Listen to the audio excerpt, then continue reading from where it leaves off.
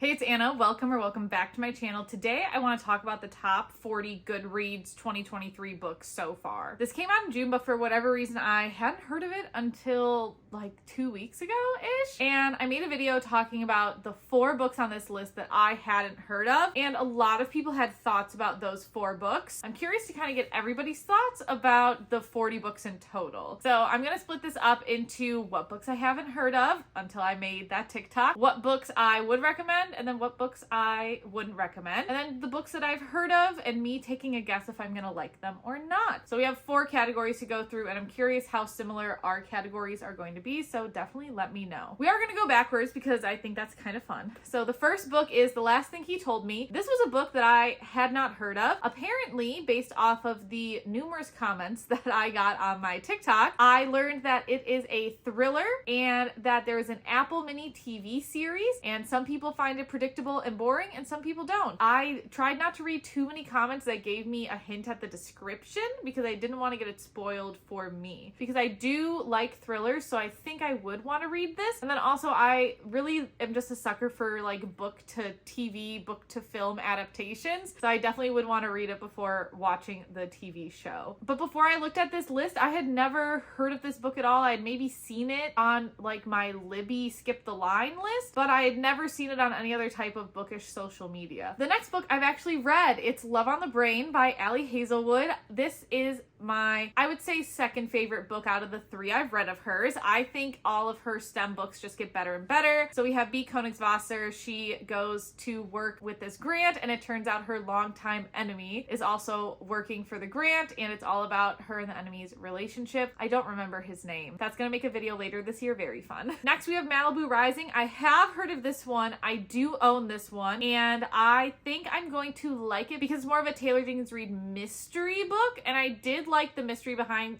The 7 Husbands of Evelyn, Hugo. So I do think I'm gonna like this. Haven't read it, but at least I've heard of it, and I actually own it. The next is Song of Achilles. I rated this one a 3.5 out of 5 stars. I definitely liked Cersei Better by Madeline Miller. I feel like Cersei just has more lore to get into, and there's more depth, whereas Song of Achilles, there's just one story about Achilles, and that's kind of all you get. Even though you're not following Achilles' perspective, I mean, that's really the story that it's about. I thought the ending, the last 3 hours of the audiobook, was very, very good, but it was just very slow from the get-go. So I have read that one. So far, we're 2 for 4. That's not terrible for the first row of books. It's gonna get a little worse. Next, we have One True Love by Taylor Jenkins Reid. I have heard of this one before. I don't know too much about it, but I know it's one of those books that's getting a screen adaptation because I think all of Taylor Jenkins Reid's books are. So I do want to read it for that reason because I would love to see what they create on the screen with it because I see scenes in my head as I read, and so I like to compare what I saw to what actually comes up on the screen. Next is Colleen Hoover, November 9th. I do own this one. I bought a lot of Colleen Hoover books when I first started social media. I don't know if I'm necessarily going to read it. I've read the description of it before. There definitely is some mystery, I feel like, to November 9th because, you know, they meet on the same November 9th every single year. So maybe I'd like it, but I don't really know because the Colleen Hoover books that I have read, which more are on this list, they haven't been my favorite, so I just don't know if I would want to pick this up. Next is Final Offer by Lauren Asher. I have heard of this one, and now that I've read 3 of the books in the Twisted series, so Twisted Love, Twisted Games, Twisted Hate, I feel like I do want to try this like billionaire type romancy series by Lauren Asher. I'm curious to see how it'll compare. So I have heard of this one before. Don't know anything beyond like the billionaires and its romance story. And I know that this isn't the first book in the series either. So I eventually want to get to this series. I do think I would like it though. Then the next book is The Inheritance Games. I love The Inheritance Games. It was fast paced, big old mystery surrounding why a random girl gets a huge inheritance and beats out pretty much every living family member for the inheritance. I am really excited, and if you like The Inheritance Game, my video next week is going to be all about me meeting Jennifer Lynn Barnes. So excited. Next, just as we're speaking about the Twisted series, is Twisted Games by Anna Huang. I gave this a 3.5 out of 5. My favorite in the series is Twisted Love. Twisted Games, I just didn't like Reese most of the time, and I feel like that kind of dragged down the book for me. I know some people really love Reese. I just guess I'm not a Reese girly. So this follows Bridget and Reese with their love story. I feel like that's all I can really say. say because it is the sequel in the series, and so I don't want to spoil too much. Next is The Fine Print, and I think this is the first book in that like billionaire architectural, I'm guessing, series, and I am interested in reading it. I do think I would really like it. The next two books are going to be really interesting because I hadn't heard of either of them until I made my TikTok talking about this list. So we have The Midnight Library. This book has the most controversial comments on my TikTok. A lot of talk about mental health, maybe not being the best book to read. I'm not really too sure where the deal is because, again, I feel like that's part of a spoiler, but a lot of people did warn to check content warnings that it wasn't the best representation of mental health, but then other people really loved it. So this one had very, very controversial comments as compared to the next book on this list, which is Remarkably Bright Creatures. And this book, I feel like a lot of people loved. I learned in my little video, I thought that this was going to be about an aquarium. Apparently there is an octopus narrator. Very exciting. I feel like I've never read a book with octopus narrator before, so that might be really cool. And I feel like this was the most beloved book in the comments. I feel like most people really enjoyed Remarkably Bright Creatures, so I definitely want to read that one. I hadn't heard of it until I made that TikTok. I feel like of the four I didn't know, this is the one that I'm most excited to get to. Next, making her first appearance on this list, but definitely not last, we have Sarah J. Maas with A Court of Silver Flames. I'm gonna be so honest, I am intimidated to read that series. I know nothing about ACOTAR or Throne of Glass. I've heard of the books. I think there are people that have some powers and there are some courts that they rule, and this is a book in that series. I feel like I like fantasy and I'm not intimidated by series. I just don't know if this is going to be the fantasy series for me. I haven't really wanted to delve in that world yet. I feel like it's very, very talked about on all book social medias, and I'm just not sure where I'm gonna land, and I don't want to, potentially be attacked on social media because I don't like one of the books. So I don't know if I'm ever going to read any Sarah J. Maas books, but she is making her appearance on this list, and I have heard of her. Next is the final book I hadn't heard of. So all of the books spot 26 and above I have at least heard of. We're focusing on number 27, which is Mad Honey. There were a lot of people who said to go into the book blind, and good thing I never know anything about books before I read them, really. I don't know that much. If I do, maybe I know one fact, but I don't usually read the description before I pick up books. That's good to go in blind. Apparently this is a mystery with a mother and a son. I think one of them's not alive, or one of them is I forget. I don't know. There were a lot of comments about this. This one was also somewhat a lot of people loved or hated. I feel like there wasn't as strong of a backing for Mad Honey as there was for Remarkably Bright Creatures. I'll be interested to see if I do pick this one up anytime soon. I feel like I could like it, but also in my head, Jodi Picoult wrote like My Sister's Keeper, and I'm confused how she can switch to like mystery thriller, but there goes me judging a book by its cover, so I could easily prove myself wrong. Next we have The Love Hypothesis, which I have read, which is really exciting. It is my least favorite of the STEM series books because I just feel like Allie Hazelwood's writing got better and better and better. So just because it was my least favorite, it's still got a 4 out of 5 stars for me, but I definitely feel like you should read this one in order to get all the cute references that are in the other two books. I would personally recommend it if you're looking for a lighter romance that also has some interesting STEM backgrounds to it. Making her second appearance, Sarah J. Maas, A Court of Frost and Starlight. Scroll back a little if you want to hear my opinions on Sarah J. Maas. Next one, Reminders of Him. I don't know anything about this. Do I own this? Yes, I do. I know nothing about it. And again,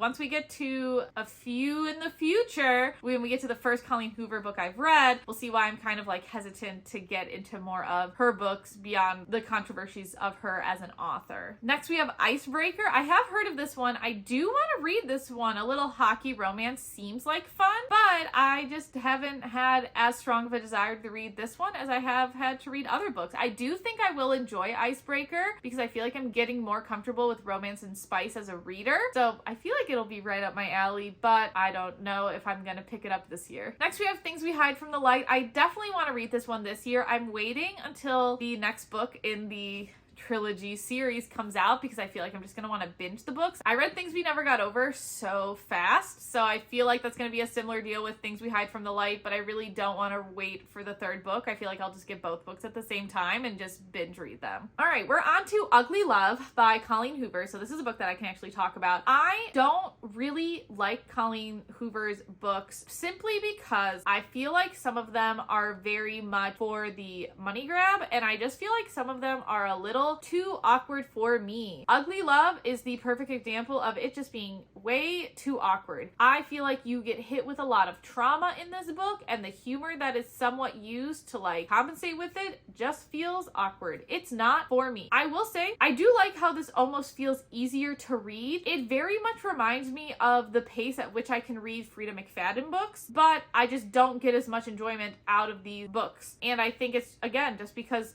there's just a lot of awkward moments that I feel like could have been handled very, very differently, especially because everyone, I think, in Colleen Hoover's books are adults. Take that as you will. Ugly Love, though, I think I liked this one better than the other two Colleen Hoover books I've read, but I read Ugly Love first and then I read the other two, so I just don't think I'm gonna get back into reading more of her books personally. Someone who I will read, Holly Jackson. Love Holly Jackson. A Good Girl's Guide to Murder. Read that so fast. It is a YA mystery thriller. It is about Pip doing her capstone project on the town's cold case. That's it. There's gonna be a show. Holly Jackson's also coming out with a new book next year. I am personally very excited and I absolutely adore her. Then we have The Perfect Marriage by Geneva Rose. I don't really like Geneva Rose's writing style. I just find it a little abrasive for me, and I just didn't really get some of the moments she wrote in this book. It was there was like a weird half awake dream sequence that I think was supposed to lead you to like the plot twist in the book, but I didn't see the puzzle pieces connect, so it just wasn't for me. And then I've read another book by her and I found it unfortunately even more predictable and less enjoyable, so I don't know if Geneva Rose is going to be an author I personally come back to. It's more adult thriller and mystery, so take that as you will. Next we have Carrie Soto's Back by Taylor Jenkins Reid. Please don't get mad, I think this is about tennis. That's all I got. Of the Taylor Jenkins Reid's books, I think I'm least interested to read Carrie Soto's Back, mainly because I just don't know enough about it, and I think there was some controversy around the book that made me stray away from it. So that's what I got. Another Sarah J. Maas book, A Court of Wings and Runes. Scroll back to see my opinions. Next, this looks so satisfying, but I have the whole row for this top 40 as read. Feel pretty good about that. We have Twisted Love by Hannah Wong. This is my favorite of the Twisted series, of the 3 that I've read. I haven't read the 4th, and maybe I'll like the 4th better, but Twisted Love I really liked. We follow Alex and Ava through their love story. Alex is Ava's brother's best friend, and when Josh, Ava's brother, leaves, Josh is like, hey man, I need you to watch over Ava, and then their romance blooms from there. It definitely is one of the spicier books that I've read this year, but I am also not a big spicy book reader. There are other people who could definitely give you recommendations there, so I'm slowly working my way up. And I think the one thing Hannah Wong does throughout this series is introducing you to spice and then amping it up with every book, which I did appreciate when reading the other books in the series, even though the other books in the series weren't my favorites. Next we have The Silent Patient. I'm gonna read anything Alex puts out there. I personally like it. People say this is predictable. I didn't think it was. I really enjoyed The Silent Patient, the mystery behind it, the relationships that you see form in this book. So this is all about Theo, who is a doctor who gets a job at a asylum, and he wants to work with a patient who hasn't talked for years to try to figure out what happened the night that she apparently murdered her husband. Kind of right up my alley. I have read The Maidens by him too, and I'm excited to read his book Fury, I think, which comes out 2024 next year. So I'm just gonna read what he puts out, but that's, you know, you're learning about me as a reader in this video too, and maybe we have the same taste or maybe we don't. The next is The Housemaid. I do love Frida McFadden books. I've read 3 of them. I've loved every single one. I rated this one a 5 out of 5 stars. I didn't put it down. I thought it was unpredictable. I thought it was fresh for a thriller. A lot of people are like, yeah, I saw the twist coming. They're amazing. I didn't. I think that the way Frida writes, at least the way that I've been talking about it, it's like she writes on 2 times speed and I then read it at 2 times speed. I just feel like all of her books are so quick. In The Housemaid, we're following Millie, who is working for a very rich family, and she starts to uncover that the family might not be all that it seems. So definitely really like that. I also read The Housemaid's Secret this year, and I read her latest release, The Coworker. Coworker was actually gifted to me by Frida McFadden's publisher, so I had a little fangirl moment, and I tell myself that Rita knows who who I am. Oh well. Last in my row of all read books, but number 13 on the list is Things We Never Got Over. I really enjoyed this, thought it was fast paced. I believe I rated it a 4.5 out of 5. And I feel like this book for me, while there was a lot of trauma in it, the comedy and the lighter sides that accompanied it were less awkward than how Colleen Hoover does it. And this book is also very thick for a romance book, I will say. However, I feel like it was necessary for all of the backstory and mystery. I'm personally a fan of this book. I know there are a lot of controversial opinions on this book. I am just one of those people that did really, really enjoy it. A Court of Mist and Fury, Sarah J. Maas.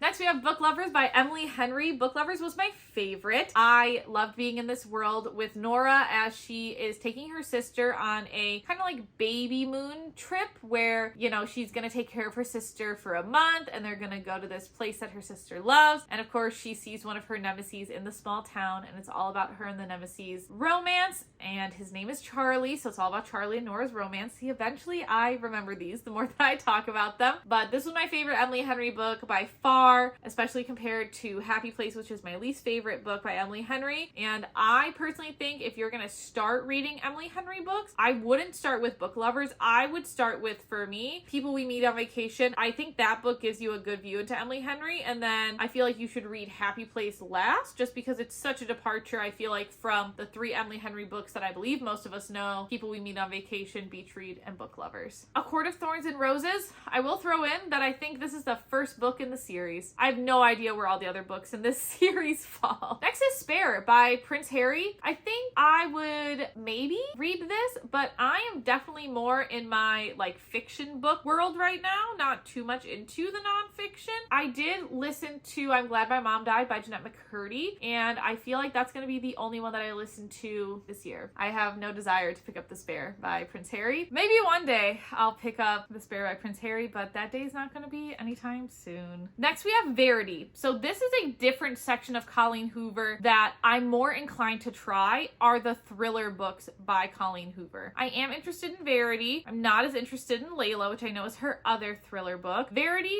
if I remember correctly, because I have done a little description about this book before for my 365 Days of Book series, I believe is about a manuscript writer. Some type of writer comes in and the husband hires this writer to finish the book for his wife. I think his wife is Verity, who like got injured or something, but then the husband and the writer start getting it on, or I don't know. And then of course there's, I think someone dies. I don't really know. I guess I don't know too much about that book, but I do have it, and I do have it with that extra chapter because I think that was supposed to tell you something important. I have it. If I was going to give Colleen Hoover another try, like I don't think I would go towards one of her romances, I would go towards Verity, I think, if I'm gonna try getting back into the Colleen Hoover universe. Next, Lessons in Chemistry. I did read this one. I feel like this one was poorly marketed. In the description, it said it was funny. I didn't think it was funny. I still thought it was a good book. It was a 3 out of 5 for me though, because I was expecting a hilarious book, and it's not. Definitely check the content warnings. It's about Elizabeth Zott, who goes through a lot of trauma to eventually end up with her own cooking show. She's a scientist, so the way that she explains cooking is very interesting. If this book was marketed differently to me, if it wasn't shown as such a comedy, I might have liked it a little bit better, but the marketing honestly just ruined it for me. I also have explained like what the cover means. If you've read this book, you know, and he was shocked. He definitely did not see the explanation of the cover coming at all. Next is Tomorrow and Tomorrow and Tomorrow. A lot of people like this book. I am not necessarily one of them. I definitely don't think it's the worst book ever. I just feel kind of meh about it. I feel like because I listened to the audiobook, that didn't help me. I would definitely recommend this one as a physical read because you have changing narrators, changing in settings, and I just don't think the audiobook narrator did the best job. So that's just me. I do think that if you like video games, you're just more inclined to like this book, and because I do have an interest in video games, I feel like that's what drew me to it. Definitely think it's an interesting concept, something fresh and unique, and I see why it's so high on this list. So we are now in the top 5, and looking at the top 5, it's amazing to me that 2 authors dominate 4 spots of the top 5. So first we have It Ends With Us with Colleen Hoover. Again, I feel like the content warnings in this book, I wish it was clearer. I feel like because I haven't gone through what the main character goes through, I had such a disconnect with the book. And frankly, I don't want ever go through what the main character goes through. I don't think anybody does. And I feel like that was part of the problem I had with this book, is because I at least try to find something a little relatable with each main character to kind of draw me in. I didn't really have that much, and so I feel like that brought it down. Plus with the situations in this book and how they're handled, I mean, it was just a little much for me. The next book is I'm Glad My Mom Died by Jeanette McCurdy. I loved this. If you have a chance to listen to the audiobook where Jeanette actually reads it herself, you should definitely do it. I think it is such an enlightening experience, especially watching iCarly as a kid. And she's so open, she's so honest, and so reflective. I definitely think it's an autobiography that anybody should read. I will say, however, I feel like this ruins some other autobiographies for me because I just don't know if they live up to this caliber that Jeanette McCurdy has now set. Next is The Seven Husbands of Evelyn Hugo by Taylor Jenkins Reid. I did read this one. I did like this one. I did like the mystery of the seven husbands. I do like the side plots and the twists and the romances that you get in this book. Evelyn Hugo was a movie star who famously had 7 husbands, and she is giving her interview with a woman that we're not sure why Evelyn chose her to get this interview, but Evelyn will only interview with her, and it's all about Evelyn revealing everything about her past. Next, Daisy Jones and the Six. I am interested to read this one. I don't own it, but I know what it's about, and I would want to watch it mainly because there's an Amazon Prime series, and I love reading books and watching the TV shows. And I've heard the TV show is very good, which makes me excited to read the book because I feel like if the TV show is good, the book is even better, in my opinion, but I know that doesn't always happen, so I would want to give this book a try just to watch the TV show because I haven't watched the TV show. I don't want any spoilers for the book, so I don't want to watch the TV show first. And then number 1, and I feel like with this book, I just have like a personal vendetta against it. It Starts With Us by Colleen Hoover. She opens the book with saying that like this wasn't really meant to be written, and I feel like because It Ends With Us got so popular, it just feels like such a money grab, and it's terrible because I gave into it, right? Like I clearly bought both books. I am part of the problem. I really don't think we needed the story to continue, and the story continuing is a little weird, and it just made me uncomfortable to read. There was just some interesting plot lines added in there, I think, to give this book some type of semblance. That's just me.